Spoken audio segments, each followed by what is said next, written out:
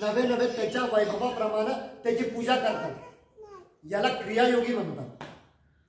तपयोगी जे असतात ते आपल्या आहारावरती नियंत्रण ठेवतात, आपल्या विचारावरती ते नियंत्रण ठेवतात आणि त्याप्रमाणे ते ईश्वराला ते भजतात, ते महादेवाला भजतात.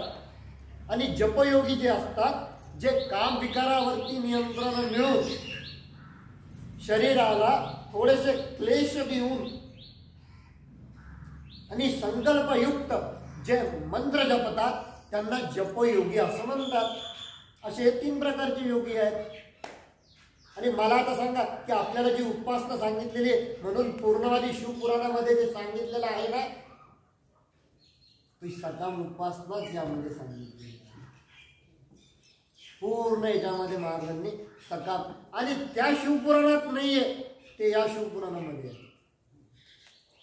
कोणता अध्याय वाचल्याने कोणती मनोकामना पूर्ण होती, कोणता अध्याय वाचल्याने कोणती मनोकामना पूर्ण होती ती याच्यात दिलेली आहे.